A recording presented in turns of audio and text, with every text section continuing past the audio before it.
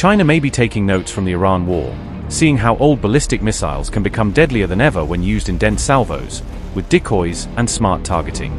Iran's missile tactics could hand the PLA a new trump card against US defenses, by showing how massed, mixed-type launches can saturate and confuse high-end interceptors. China's aging DF-15B missiles might still outsmart modern US missile shields if fired in large numbers with varied trajectories, rather than relying only on its newest systems.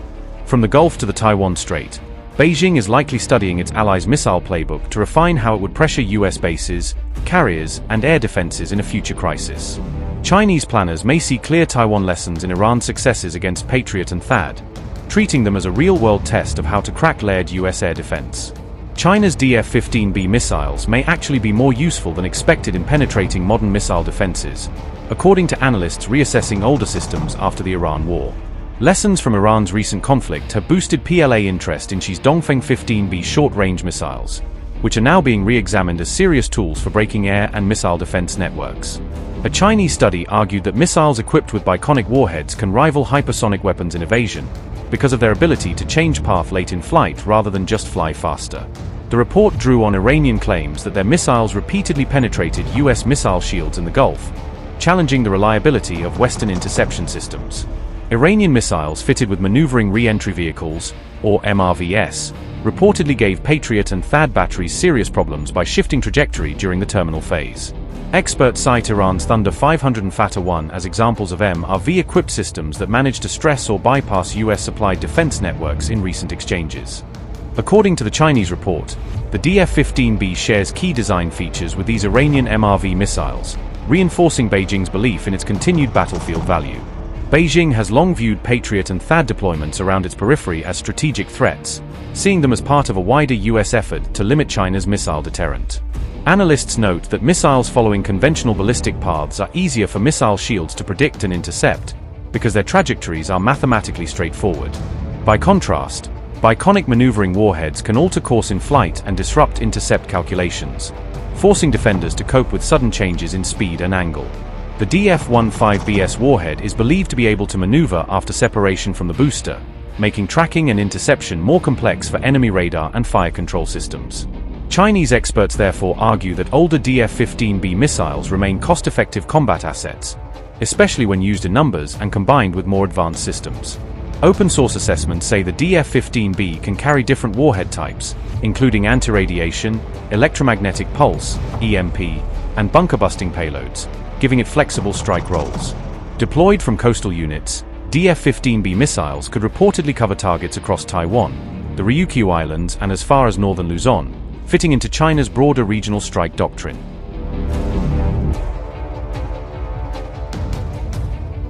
Pentagon is building a major logistics hub in Australia as concerns grow over China's expanding long-range missile capabilities.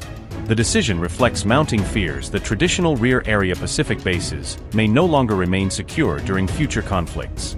For decades, Guam has served as a critical hub supporting U.S. air operations, naval deployments, and logistics across the Pacific. U.S. planners now worry the island could come under sustained missile pressure during a high-intensity regional conflict. As China's long-range strike capabilities continue to expand, Washington is reassessing where critical military supplies should be stored. The DF-26 is reported to have a range of roughly 4,000 kilometers, allowing it to threaten targets far beyond China's coastline. The missile is commonly known as the Guam Killer because of its ability to place key U.S. facilities at risk. The DF-27 is assessed to extend China's strike reach significantly farther than previous missile systems. Some estimates place the DF-27's range between 5,000 and 8,000 kilometers, potentially covering vast areas of the Indo-Pacific. Analysts say both systems increase risks for military bases that were once considered relatively secure from attack.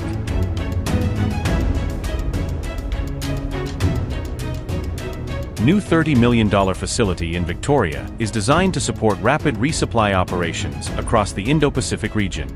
Military officials view Australia as a more resilient and geographically secure location for storing critical equipment. The project also deepens defense cooperation between Canberra and Washington amid rising regional security tensions. The project includes warehouses, administrative offices, and dedicated ammunition storage infrastructure. The site will stock military vehicles, spare parts and sustainment equipment needed during prolonged operations. The Pentagon has allocated approximately $30 million to support construction and expansion of the facility. The facility is expected to achieve full operational capability and support functions by 2028.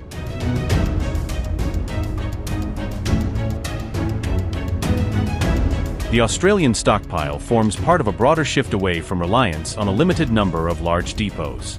While Australia is being developed as a rear area support hub, the US is also expanding its forward presence. A new facility near Subic Bay in the Philippines will help support operations closer to Taiwan and the South China Sea.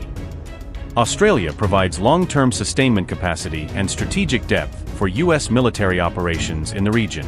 Subic Bay offers faster access to potential conflict zones and frontline operational areas.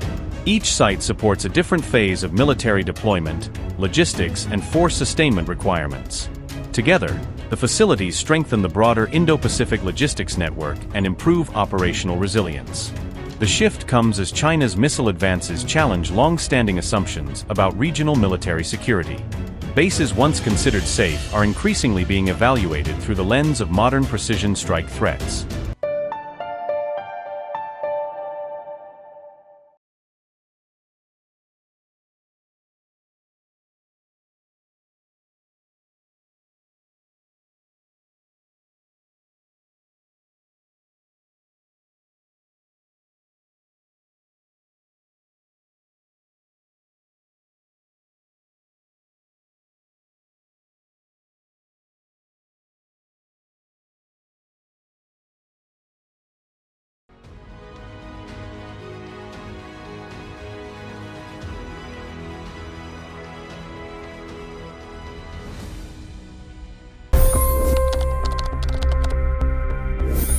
$25 crore गरीब गरीबी को परास्त करके बाहर निकले।